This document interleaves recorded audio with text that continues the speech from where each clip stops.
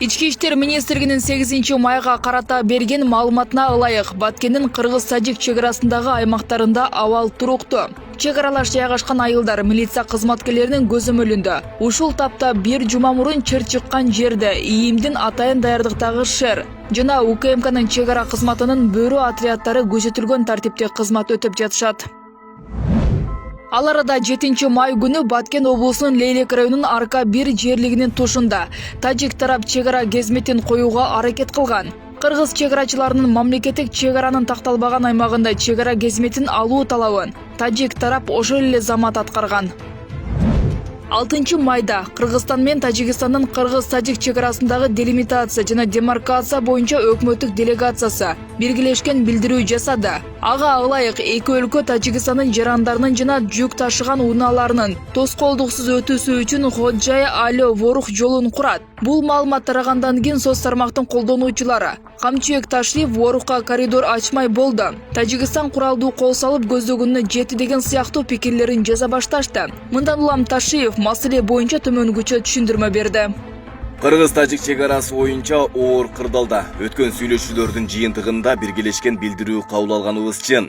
5-майдан 9-майга чейин номер 43 чегара чекитинен номер 61 чегара чекитине чейин, номер 135 чегара чекитинен номер 141 чегара чекитине чейинки бөлүктөр боюнча чегара тилкесин чийип жазуу иштери жүргүзүлөт. Мына ушул тилкелер боюнча гана 1924 жана 1927 жылдардагы, ошондой эле 1989 жылдагы карталар пайдаланылат. Дагы бир жолу баса белгилейм, аталган жылдардагы карталар ушул гана чегара чекиттерин тактоодо колдонулат. Ворух анклавын буга эч кандай тиешеси жок.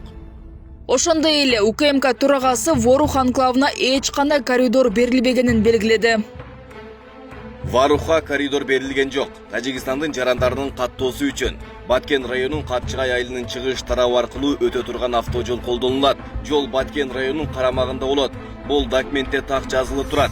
Бул жолдун статусу эки мамлекеттин ортосундагы өзүнчө мамлекеттик макулдашуу менен аныкталат. Башкача айтканда Кыргызстан менен Тажикстандын мамлекеттери аралык келишими менен бекитилет. Үчүнчүдөн, биз качан гана анклавдын тегерек чети толук делимитация, демаркациядан өткөндөн кийин гана жолду пайдаланууга уруксаат беребиз.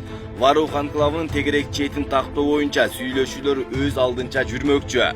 Калган участоктор өзүнчө, Ворух боюнча өзүнчө келишимге келебиз.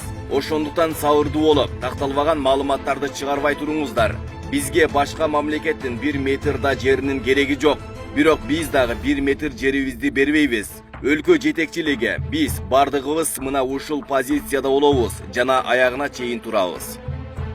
Эскерте кетсек, 17-майга чейин топографиялык иштери жана кыргыз-тажик чегара линиясын аныктоо, Лейлек районундагы Максат, Кулунду айылдарында, Баткен районундагы Көктерек, Көкташ, Аксай айылдарында, мындан сырткары коңшу өлкөнүн Бабаджан, Гафуров райондорундагы Оучу Калачы айылында, Согди облусуна караштуу Чоркух, Самоньон, Ходжай-Айло айылдарына жана Исфара шаарына жүргүзүлөт.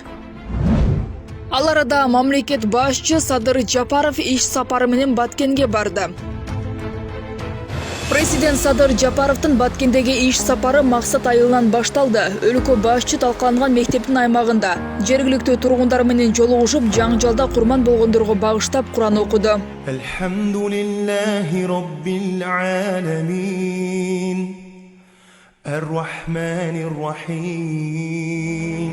Президент Максат айылындагы жана башка жапа чеккен айылдардагы талканган имараттардын ордуна заманбап үлгүдөгү имараттарды кайра салып берүү иштери башталарын, аны 2 айда бүткөрүү мерчимделип жатканын маалымдады. Ошондой эле Жапаров медициналык жардам көрсөтүү үчүн Баткен облусуна жиберилген мобилдик клиникалар тууралуу да айтып берди. Мында айтылгандай, донордук долбоордун аркасында мобилдик клиникалар 5 жыл аралыгында республиканын бардык аймактарын кезеги менен кыдырып, бийик тоолуу жана алыскы райондордун жашоочуларына акысыз медициналык жардам көрсөтөт.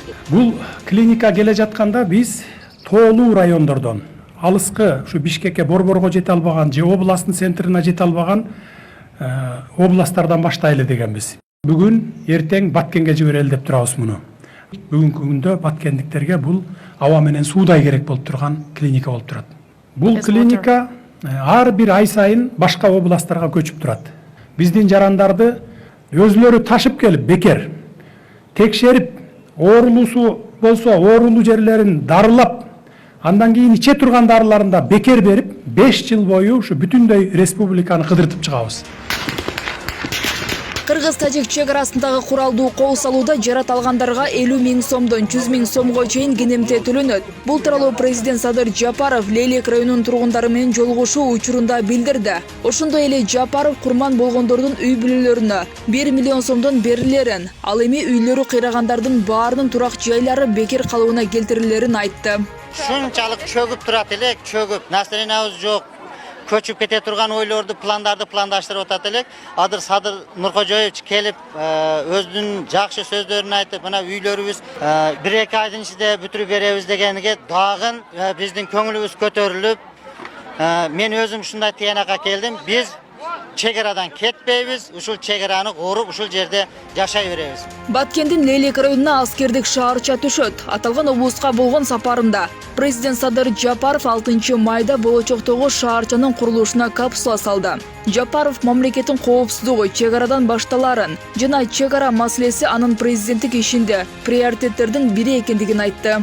Бизде биринчи сурообуз чегара болуп атат. Ушуну бизге тактап жок дегенде сымтор менен тосуп бербесе, бизге тажиктер басымдуулук кылып келатат. Күндөн күнгө бизди бул жакка сүрүп чыгып, үйүбүздө күйгөнгө чейин жетирди. Баткен облусуна болгон сапарында президент Садыр Жапаров Бужум аскердик полигону менен Баткен облусунун кыргыз-тажик чегарасына жакын жердеги Ак суу дарыясына жайгашкан головной суу бөлүштүрүүчү жайга барды. Мамлекет башчы суу бөлүштүрүүчү жайды жана объектти кайтарган аскердик бөлүк турган аймакты көрүп чыгып, тийиштүү мамлекеттик органдарга суу бөлүштүрүүчү жайды модернизациялоону тапшырды.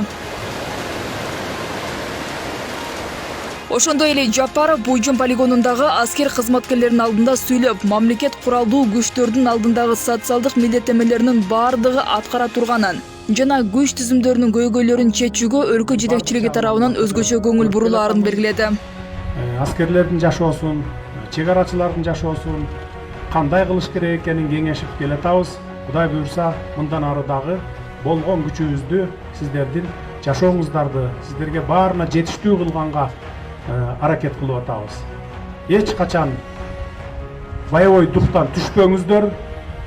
Дайыма ушундай мекенчегинде, мекенди коргоо үчүн 24 саат бою талыкпай мындай орусча айтканда начеку туруп бериңиздер.